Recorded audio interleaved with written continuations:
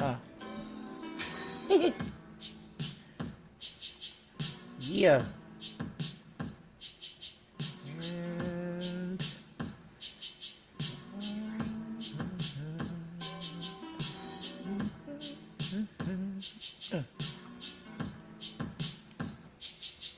Here we go. What's good, everybody? Good afternoon, and welcome to another exciting episode of Late for the Party on Anchor FM. I am your host, Melodious, aka Coverboy, the Modern Marvel. That's right, y'all. We're gonna get into an In My Mind segment for this afternoon.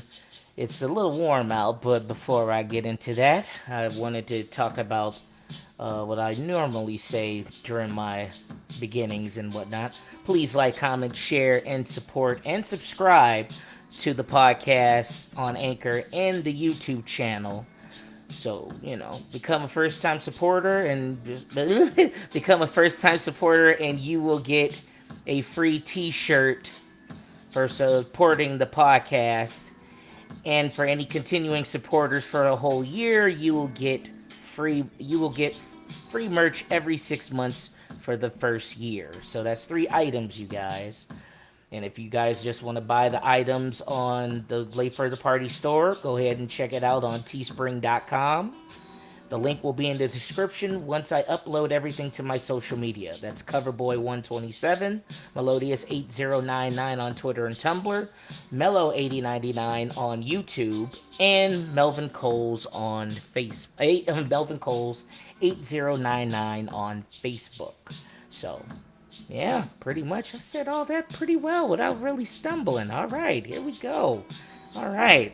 So, as you guys may or may not know, for all you viewers out there, or you listeners, or for people who just know me, what I've been doing for Late for the Party, because I've always wanted to talk about pop culture, past, present, and future. So, and also, what does that mean to you as a person? So, pretty much, I like talking about music, video games, movies, TV shows, stuff like that. And I like to give my take and my insight on how I feel about it. And I mean, doesn't mean it's my opinion, doesn't mean it's right or wrong. It's just my opinion, and I just wanted to share my opinion with you guys.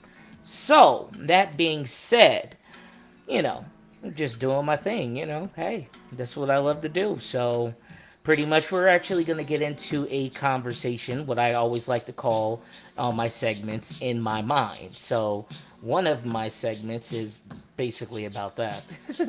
But in my mind basically is about, whatever I talk about that's either involving pop culture in general. So, that being said, we're going to talk about we're gonna get into a video game conversation this time go round.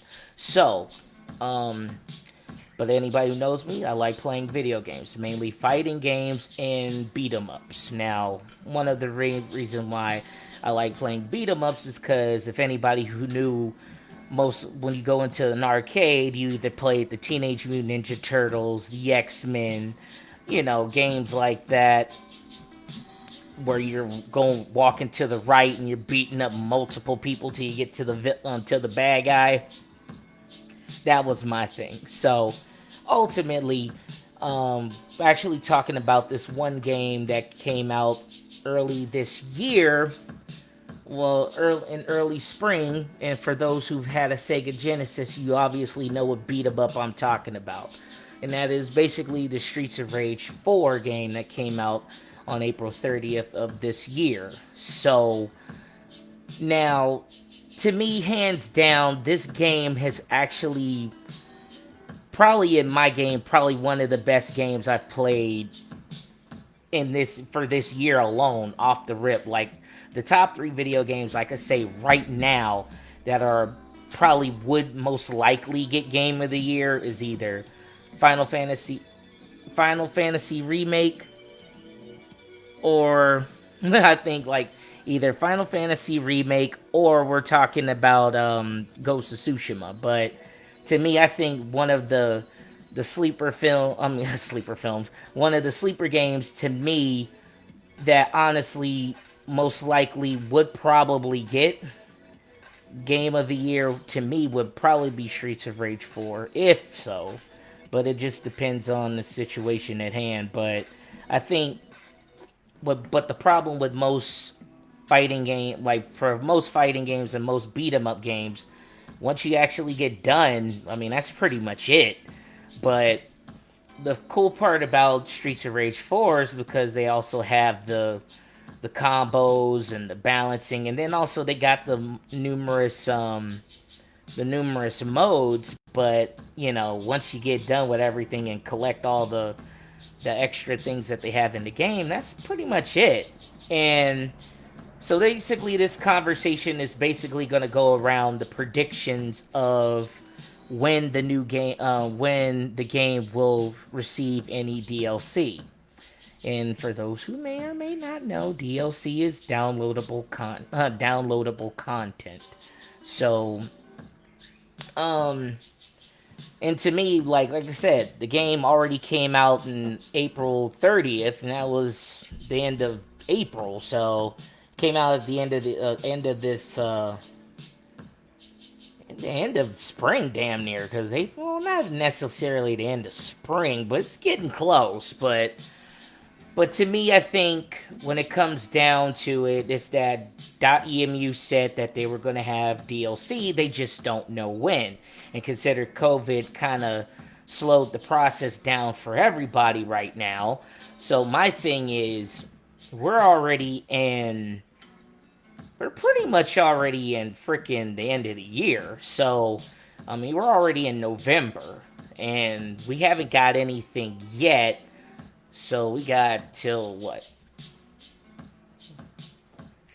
We got like 4 or 5 months till like the anniversary. I mean, we got almost like 4 or 5 months till the anniversary of when the game actually came out. So, but I don't know. I think like if anything, maybe it could come out by December, or by like we might get some content behind December or January, maybe February if need be. But if anything, I'm probably banking we probably won't see anything until maybe the anniversary of when the game comes out, like April 30th of 2021. That's what I'm thinking. We might get some kind of sign. We might get something that says that some new content is going to come out, but it won't come out anytime soon. But the prediction of what will come out, I mean, you got the cop Estelle, who was pretty much the bad guy, one of the bosses that you had to fight in the game. Shiva definitely is one of the bosses that would be playable. I mean, then there's Max too, but then we don't really have any new characters other than like Estelle, who would be a new playable character, which that would be cool. I also feel like maybe they should, everybody's asking for like where's Skate and whatnot. So I mean that would be a dope character, because honestly it's like I said, anybody who's ever had a Sega Genesis and played Streets of Rage, the series, Streets of Rage 1 and Streets of Rage 2 especially, is probably the best beat 'em up of all time. Probably one of the best games of all time, especially on Sega Genesis and around the time where games were coming out around that time. So, I mean, that's saying a lot, and that's a big deal, but I remember back in the day, me and my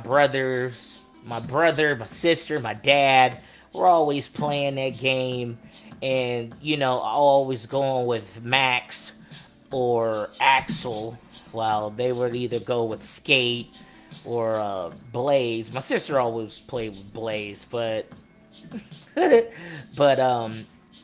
but it was definitely a dope game. And honestly, I feel like maybe, just maybe, we might actually get something. And hopefully we do, because it's a fun time. It's a fun game to play. It's definitely fun to play with friends. And like when you're in a whole group, and just to see if you can actually make it through to the end of the game, like to all the way to the end of the game without losing any lives, that there is a challenge.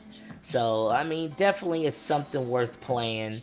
Uh, I would like any kind of predictions when the game. I mean, when they do say DLC is going to come out. I mean, is it going to be in a bundle?